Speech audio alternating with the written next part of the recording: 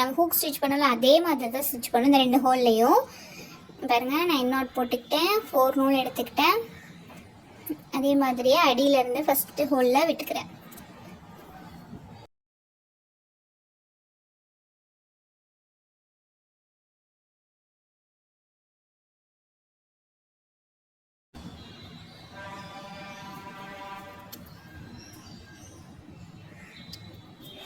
அதே மாதிரியே ஒரு 4-5 டைம்ஸ் வந்து இந்த ஹோலில் ஸ்டிச் பண்ணிக்கிட்டேன்.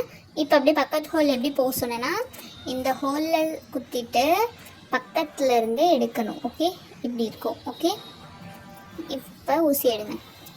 ஊசி எடுக்கும்போது பக்கத்து ஹோல் கிட்ட வந்துச்சா, இப்போ அடியிலேருந்து ஊசியை விடணும். ஓகே, இப்போ இது ஒரு 4-5 டைம்ஸ் ஸ்டிச் பண்ணிக்க. இப்போ எப்படி ஹூக்கில் பண்ணோம் அதே மாதிரியே இங்கேருந்து மேலே கொண்டு போகணும். ஊசியை மேலே கொண்டு போய் ஊசி. இப்போ இந்த இது தெரியுதா, அதுக்கிட்ட மட்டும் இப்படி குத்தி இப்படி எடுக்கணும். ஓகே, உங்களுக்கு புரியுதா? இந்த வளைவு மட்டும் நம்ம வந்து இப்போ வந்து ஸ்டிச் பண்ணணும். இதில் வந்து ஸ்கொயர் ஷேப்லையும் கிடைக்கும், இப்படி ஓவல் ஷேப்லையும் கிடைக்கும். உங்கள் சாய்ஸ் தான், நீங்கள் எதனா வாங்கிக்கலாம். ஓகேவா? உங்களுக்கு புரியுதா? இந்த மாதிரி லாக் ஆகிருக்கும். ஓகே, இது வந்து ஒரு 2 டைம் ஸ்டிச் பண்ணாலே போதும்.